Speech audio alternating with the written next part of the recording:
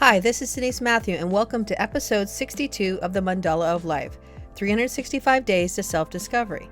Today we're moving away from individual energy, away from finding our purpose on planet Earth and standing up for the things that truly matter in the world around us, into tribal energy and the Gate 54.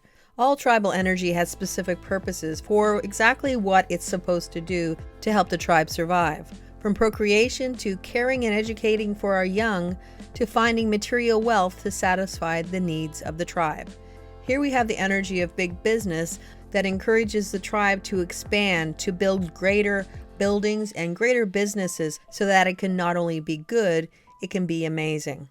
Unlike the tribal emotional energy of the solar plexus, this is energy that comes from the spleen and is considered cool and very businesslike. This is the pressure to get ahead in life. And yet contained within the energy of the Gate 54 is one of the most mystical energies of the whole body graph, where if we're open, we may someday have the opportunity to meet the mystical and spiritual forces that can show us a truly transformative way to live our life. If we look at the root center and we're just looking at tribal energy, we see that there are two different streams that come from the root, meaning two different pressures that are similar in many ways, but also different. So the 1949, the mirror of the 5432, really does talk about community, finding a partner, having your needs met, all with an emotional component contained within it. When we look at the other side, the 5432, we're now looking at energy that is connected to the spleen, which means that there is some level of awareness within this energy and also the immunity of the individual, where the solar plexus is hot and comes in waves and the awareness comes over time. The spleen is cool, existential, and gives you intuition or intuitive hits or awareness in the moment, and it's one and it doesn't come again. So in many ways, we could say the business side or the side of the energy that is connected to the spleen is more cool, businesslike, and really is looking to make the tribe better materially, to transform them in some way so that they can get ahead in life. And all this energy starts with the Gate 54, which is really where we get the pressure to try and get up the ladder of life, you could say. In many ways, the ladder of life is this metaphorical concept where we are rising from our beginnings, where we're slowly going up another level in our lives, getting more wealth, getting a better place to live, getting a better job, getting more prestige.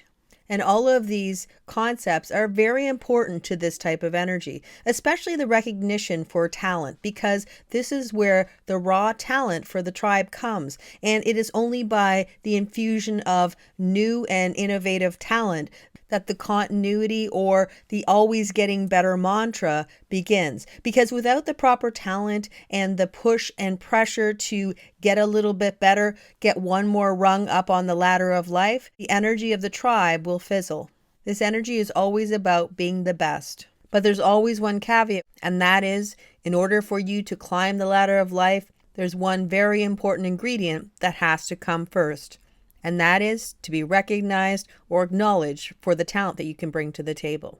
But before we get into new content, let's quickly go over what we talked about in our last episode. In our last episode, we talked about the Gate 38 and how it's half of the channel, the 2838. There is awareness here that comes over time, and it's all about finding what your purpose is and understanding why you're here on planet Earth and fighting the good fights. Here, there's an ability to stand in your truth for the things that matter the most. Many times deep inside, you know that there's something that you are here to deliver to the collective, a mutative change that can some way reconfigure the Maya. The Gate 38 might also be considered one of the most mutative energies within the body graph as well, because contained here is the ability to stand alone, to fight the good fight for the things that matter the most to you, to keep moving forward until others see the vision that you see, to continue to walk your path even if others aren't supporting you, and to not listen to those who may sway you from your path because you know you can go it alone. The last thing anybody who carries the Gate 38 wants to have is someone to change them. And if you want to find out more about the Gate 38, please check out episode 61 of the Mandala of Life. With that said, let's get into new content. And please feel free to check out the other episodes of the Mandala of Life.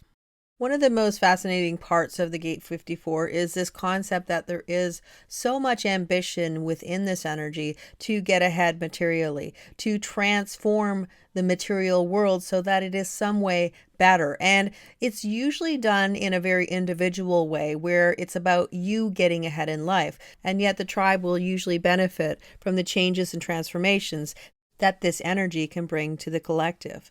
This is all about being a change agent for material wealth, for in some way bringing something new to the table so that things can continue on.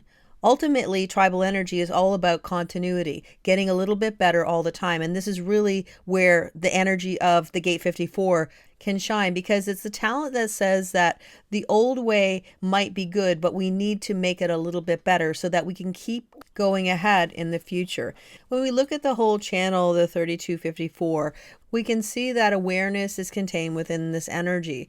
The awareness comes from the Gate 32, and it is the awareness that says there is something that may or may not work in the world. And a lot of times this would be considered something that will continue to grow and become better, or something that will shrivel and become less than. Where the Gate 32 remembers all the failures of life, the Gate 54 only remembers the successes. So it's an interesting dynamic when the two energies come together. And an interesting thing is that a hanging Gate 54 that comes together with the Gate 32 in an electromagnetic can actually sense or know the amount of potential that is contained within the person who has the Gate 32.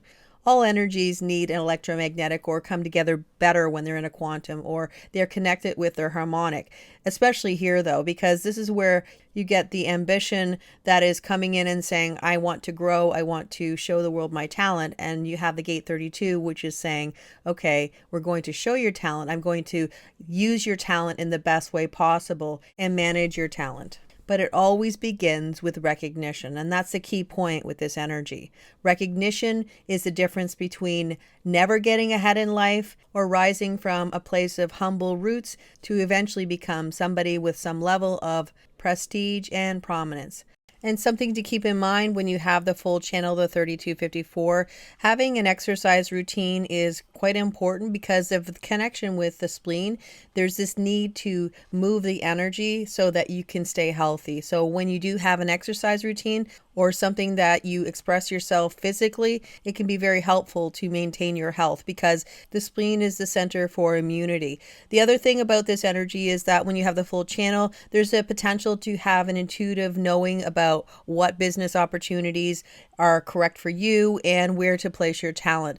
And based on what Ra-Uruhu said, that when you have this energy and you're recognized or acknowledged for what you can bring to the table, that's when you definitely will rise to the top and things will move up, which is the main goal of this energy. But since we're talking about the Gate 54 today, let's talk about the hanging Gate 54.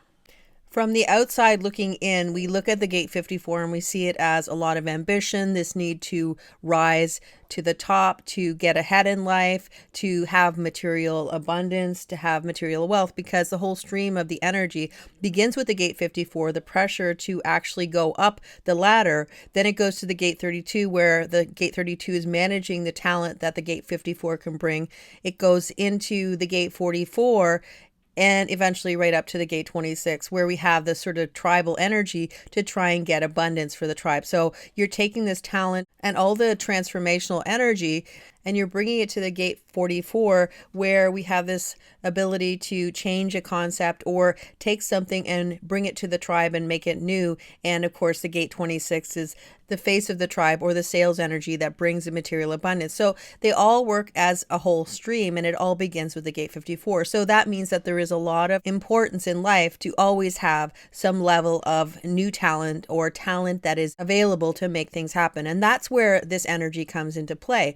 But then we look at the other perspective of the Gate 54, this perspective of the fourth line, and it being the most mystical energy in the full body graph. In fact, the description of the Rei Vi Ching really talks about it being enlightenment or endarkenment. So When we look at the ambition of the Gate 54 and how it can be generally pointed at material abundance, we look at the fourth line in a completely different way.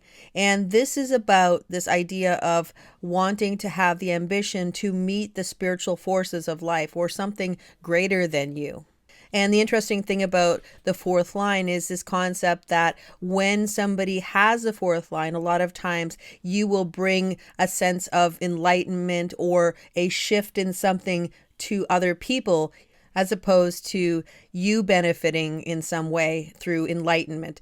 So that is one of the key components of the Gate 54, this idea that when you're helping other people to advance, you're seeing their talent, you're helping them up the proverbial ladder of life. And as they go up, they're taking you with them. So that is where we get this recognition for your talent, but also as much as you're being recognized for your talent, you are recognizing others for their talent as well and helping them. And that's part of this energy too, where instead of kind of pushing yourself to the front to try and make yourself better, you're helping other people to get better. And that's like the power behind the throne kind of concept as well. And when they're getting better, then you are automatically getting better because they're rising and they're taking you with them. And that is kind of the concept that you have with the Gate 54. This idea that when somebody else is rising, you are rising with them. And that's one of the key things that Ra-Uru said is it is that when you carry the Gate 54 as a hanging gate, it is about being of service to others. And when you are of service to others, or you've helped somebody else reach their ambition, then usually your ambitions can be reached as well. This is the 12th gate of the quarter of mutation, where purpose is fulfilled through transformation. Whenever we see the Gate 54, there can be this potential to want to have a mentor to help you along. That could be part of what you feel is correct for you.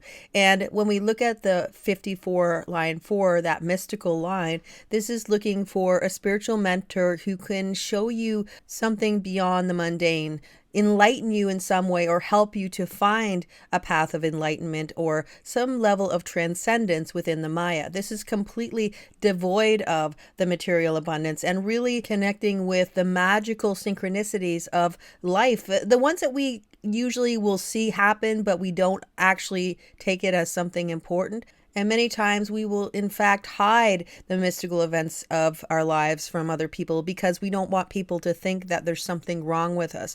And what the Gate 54 line 4 says is that that is part of the human experience. And as soon as we disconnect from that magical or mystical part of who we are, we miss out on a very important part of what it is to be human. In fact, this concept of the mystical part of life as being a rarefied occasion is something that we have over the years and time been told that it isn't part of what the real world is all about, and that's all mystical nonsense, when in truth being mystical and seeing things beyond the mundane is part of being human. This energy strives to pull us back into the fold, to know that the mystical parts of life and the spiritual parts of life and all those synchronicities that we can many times, as we said, just kind of look away from and ignore are truly part of the human experience. And there's something to dive deep into, not only revel in, but also to appreciate that there is a connection that we can benefit from if we want to step into it. This energy also talks about when we are sending healing out to others, that's when many times the healing will come back to us threefold. Lynn McTaggart, an American alternative medicine activist who's written many books called The Power of Eight, The Field, The Intention Experiment, and a few other books, really does explore the concept of when we are sending out energy to others, we in fact are benefiting as much as, and maybe even more than those who we are sending the energy to. And when you do carry the Gate 54, there's this concept of being transformational, but when you get to the fourth line, this is spiritually transforming or transforming others in a way that they are forever changed. Now, another person who carries this energy, Sir David Attenborough, who gives very powerful presentations of the natural world, climate change, and people are definitely changed after they hear him speak because he's a force that really shifts up the collective and makes everybody look at the world in a different way. When we see that we have a talent within us, and that when we are doing our best in the world and being an agent for change, then we will be recognized for what we have to give. And when we are recognized, then we can move up the ladder of life.